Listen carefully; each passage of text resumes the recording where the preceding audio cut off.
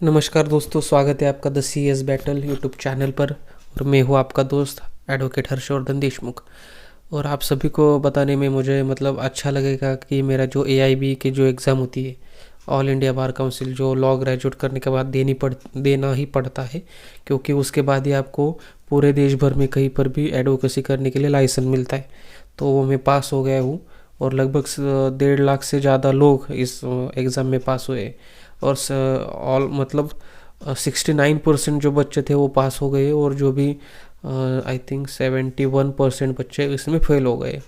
तो ये open book test होती है जो मैं पास हो गया हूँ, इसलिए थोड़ा सा खुशी का माहौल तो ज़रूर है। और लाइसेंस मेरा अब कंफर्म हो गया है, क्योंकि 2 साल लॉ ग्रेजुएशन होने के बाद 2 साल में ये all India bar council exam pass होना ज़रूरी होता है। अगर नहीं हो पास हो तो आपको फिर से इनरोल करना पड़ता है। मुझे लगता है इनरोल ही करना पड़ता है फिर से। तो ये बहुत ही इम्पॉर्टेंट एग्ज़ाम है लाइसेंस के लिए। तब तक आपको लाइसेंस नहीं मिलता, और इसकी फ़ी भी बहुत ज़्यादा रहती है। 3,500 फ़ी इस एग्ज़ाम की रहती है। ये ऑफलाइन एग्ज़ाम होती है और MCQ बेस्ड ओपन बुक यहाँ पर आपको बेयर एक्ट्स लेके जाना पड़ता है। तो यहाँ पर लगभग 35 बेयर एक्ट्स, आई थिंक, हाँ, 30 समथिंग बेयर एक्ट्स है। लगभग 25 से 30 तक जो सभी एक्ट है ना, उसके बेयर एक्ट लेके जाना पड़ता है। तो आप सोचो, एक पूरा ऐसा बक्सा लेके जाना पड़ता है। तो लकीली अब पास तो हो गया हूँ। टेंशन था थोड़ा सा कि पास होता हूँ नहीं होता हूँ, लेकिन मेरा रिकॉर्ड है कि जब भी कोई एग्ज़ाम होती है तो वहाँ पर मैं पास हो ही जाता हूँ। सिर्फ इंटरव्यू में प्रॉब्लम हो सकती है, लेकिन अभी तक तो जो भी रिटन एग्ज़ाम्स रहते हैं वो तो पास हो ही गया हो ही जाता हूँ। तो इसलिए मुझे लगता है कि ये भी एग्ज़ाम एग्जीक्यूटिव की पास हो ही जाऊँगा, क्योंकि ये ट्रैक रिकॉर्ड हमेशा से मेरा अच्छा रहा है। तो ठीक है, तो ये हो गई बाहर की बातें। अब आज की अगर हम पढ़ाई की बात करें, हमारा 23 हाँ, 23वां हमारा दिन है। ये थोड़ा सा मराठी लीक हो जाती है ये नॉर्मल प्रॉब्लम है। तो हमारा 23वां दिन है CS एग्जीक्यूटिव के प्रिपरेशन का। और आज मैंने सेकंड जो चैप्टर है हमारे ECIPL का, उसके बाद उसको पढ़ने की कोशिश की। उसकी रीडिंग अभी चल रही है। तो कौन से इसमें तो बस यही कि फॉरेन डायरेक्ट इन्वेस्टमेंट मतलब क्या है, कौन लोग इन्वेस्टमेंट कर सकते हैं इंडिया में, और किन किन चीज़ों में इन्वेस्ट कर सकते हैं। तो इंडियन कंपनी हो गई, पार्टनरशिप फर्म, और उस पर लिमिटेशंस क्या है कि कितने परसेंट इन्वेस्टमेंट कर सकते हैं, या किसको FDI माना जाएगा, उनके लिमिटेशंस क्या है, उनके रेगुलेशंस, अलग अलग रेगुलेशंस उस पर अप्लाई करते हैं।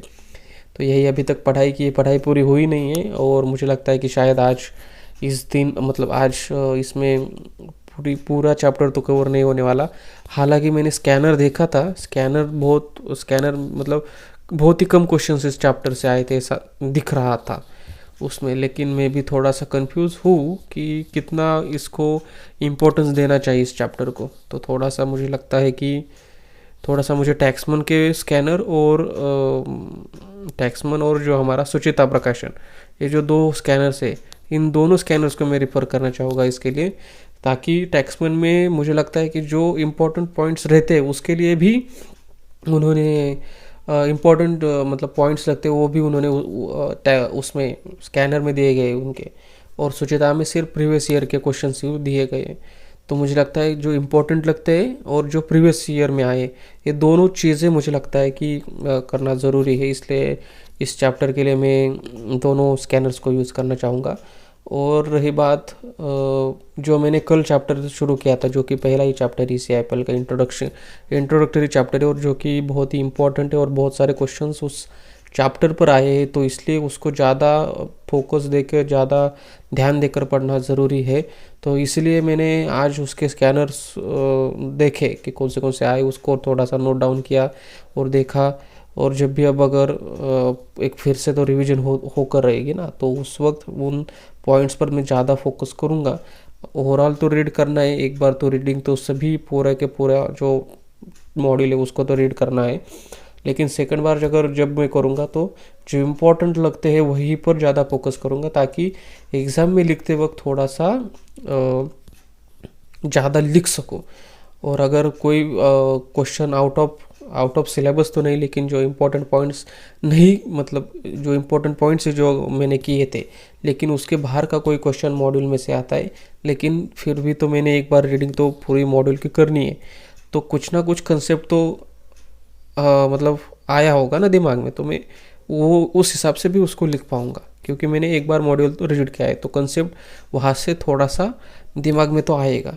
तो इस तरीके से दोनों से मतलब पूरी तैयारी करनी है युद्ध की, इस बैटल की लड़ा मतलब पूरी तैयारी करनी है। ठीक है, तो यही आज के लिए बस इतना ही। और आप भी बताइए कि आपकी प्रिपरेशन कैसी चल रही है। मैं तो हर दिन बताता ही रहता हूँ, और मुझे नहीं पता कि आप ये वीडियो कब देख रहे हो, और मुझे लगता है जब तक मेरी प्रिपरेशन हो रही होगी तब तक आप तो शायद ही आपके कोई ये वीडियो देखेगा, क्योंकि व्यूज़ तो वैसे भी कम आने वाले हैं, नया नया चैनल है, तो व्यूज़ इतना तो कोई मतलब आने वाली नहीं व्यूज़। लेकिन फिर भी जब कभी भी देखोगे तो आप भी थोड़ा सा खुद को मतलब एक स्केड्यूल बनाइए। हालांकि हर कोई प्लान के हिसाब से नहीं होता, स्केड्यूल फॉलो भी नहीं होगा। जब भी हम बनाएंगे हर दिन को नया स्केड्यूल बनेगा, हर दिन नया प्लान बनेगा, लेकिन मुझे लगता है कि कोशिश करना हमारे हाथ में है, और कोशिश कोशिश पूरी होती है नहीं होती है उसका आगे देखा जाएगा।